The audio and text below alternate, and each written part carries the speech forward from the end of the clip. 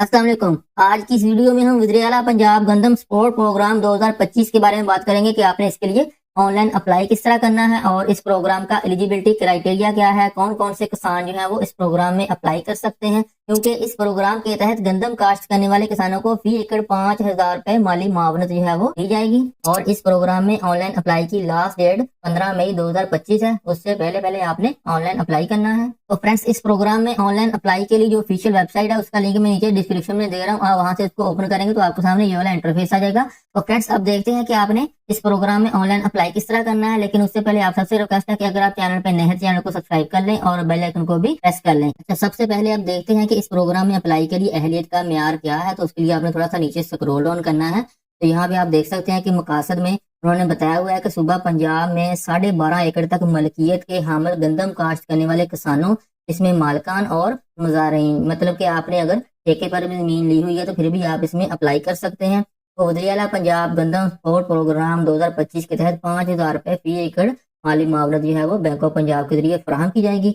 और थोड़ा सा नीचे देखें, यहाँ पे एलिजिबिलिटी क्राइटेरिया भी उन्होंने दिया हुआ है। तो फ्रेंड्स, यहाँ पे उन्होंने अहलियत के म्यार में बताया हुआ है कि दरखास्त गुजार जो है वो मालिक भी हो सकता है या ठेकेदार भी हो सकता है। उसके अलावा ज्यादा से ज्यादा ज़रूरी रकबा जो है वो 12.5 एकड़ तक होना चाहिए। ठीक है, अगर उससे आपका रकबा जो है वो ज्यादा है तो फिर आप इस प्रोग्राम में अप्लाई नहीं कर सकते। 1 एकड़ से लेकर 12.5 एकड़ तक अगर आपका रकबा है तो फिर आप अप्लाई कर सकते हैं। तो चलिए फ्रेंड्स, अब देखते हैं कि आपने ऑनलाइन अप्लाई किस तरह करना है। उसके लिए आपने थोड़ा सा ऊपर स्क्रॉल अप करना है। तो यहाँ पे देखिए, अप्लाई करें का ऑप्शन आपको मिलेगा। इसके ऊपर आपने क्लिक कर देना है। जैसे ही क्लिक करेंगे तो आपके सामने इस तरह एप्लीकेशन फॉर्म जो है ये ओपन हो जाएगा। तो एप्लीकेशन फॉर्म जो है बहुत ही सिंपल है। सबसे पहले आपने बताना है कि आप मालिक हैं या काश्तकार हैं। ठीक है, जो भी है, अगर आपने ठेके पे जमीन ली हुई तो आपने ये टेनेंट वाला ऑप्शन ये वाला सेलेक्ट कर लेना है। अगर मालिक हैं तो ओनर वाला। ठीक है, उसके बाद आपने अपना नेम लिखना है as per CNSE, father name लिखें। उसके बाद फिर आपने अपना CNSE नंबर और उसके बाद अपना फोन नंबर लिखना है। कोशिश करें कि फोन नंबर आप वो वाला दें जो आपके CNSE पे रजिस्टर हो। और उसके अलावा अगर आपने किसान कार्ड बनवाया हुआ है तो वहां पे भी जो आपने नंबर दिया हुआ था ना, तो वही वाला आप नंबर यहाँ पे मेंशन करें। ठीक है, उसके बाद उन्होंने बैंक अकाउंट जो है वो मांगा है। ठीक है, उसमें आपने सबसे पहले बैंक का नाम बताना है। ठीक है, ये बैंकों की लिस्ट जो है वो उन्होंने दी हुई है। जिस भी बैंक में आपका अकाउंट है उसका नाम यहाँ पे इस तरह सेलेक्ट करें और उसके बाद आपने यहाँ पे अकाउंट नंबर लिख देना है। अगर आपका किसी भी बैंक में अकाउंट नहीं है तो इसको आप खाली भी छोड़ सकते हैं, ये ऑप्शनल है।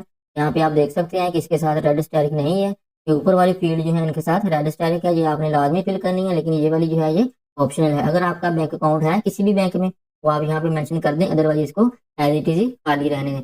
उसके बाद थोड़ा सा नीचे आए तो लैंड इन्फॉर्मेशन।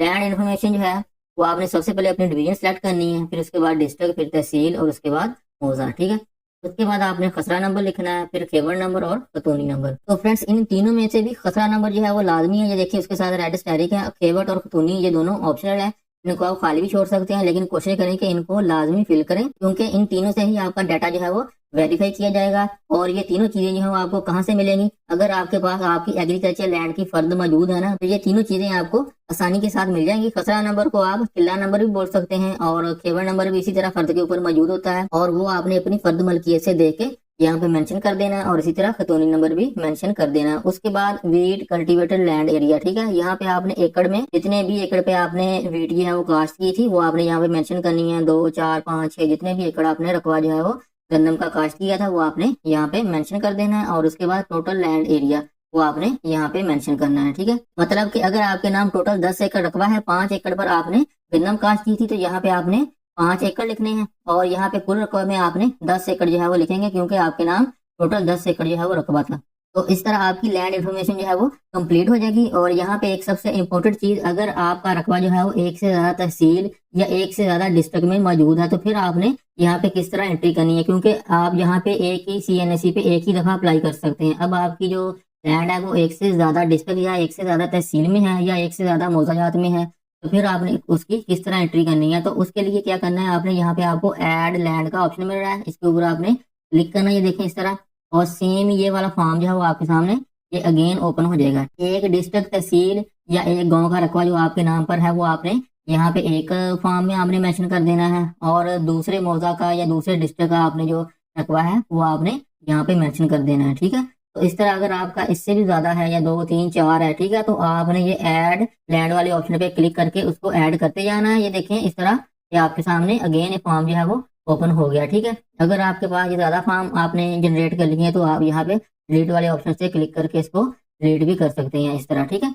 तो इस तरह आपने 1 बाय 1 फॉर्म जो है वो ऐड कर लेने हैं अगर आपका रकबा जो है वो एक से ज्यादा डिस्ट्रिक्ट या तहसील या मोहल्लाजात में है। ये वाला फॉर्म जो है उसको आपने सारा फिल कर लिया। करने के बाद आपने यहाँ पे देखें कैप्चा कोड लिखा हुआ है, ठीक है। तो इसको आपने सम करके यहाँ पे लिख देना है। अगर आपको ये वाला क्वेश्चन या समझ नहीं आया तो आप यहाँ से एरो वाले ऑप्शन से भी इसको क्लिक करके चेंज कर सकते हैं, ठीक है। ये देखिए क्वेश्चन चेंज हो गया और यहाँ पे इसका आंसर आपने देना है। देने के बाद आपने सबमिट कर देना है। तो फ्रेंड्स जैसे ही आप अपना एप्लीकेशन फॉर्म या उसको फिल करने के बाद सबमिट करेंगे तो आपको सामने इस तरह सक्सेस मैसेज है वो शो हो जाएगा, एप्लीकेशन सबमिटेड सक्सेसफुली। तो फ्रेंड्स अब आपकी एप्लीकेशन जो है वो सबमिट हो चुकी है। इसके बाद आपका डाटा जो है उसको वेरीफाई किया जाएगा। अगर आपका डाटा जो है वो वेरीफाई हो जाता है उसके बाद आपको फी एकड़ 5,000 रुपए गंदम पर सब्सिडी जो है वो दे दी जाएगी। तो फ्रेंड्स आज की वीडियो में इतना ही। उम्मीद करता हूँ आज की वीडियो आपको पसंद आई होगी। मिलते हैं नेक्स्ट वीडियो में नई अपडेट के साथ। तब तक के लिए अल्लाह हाफिज।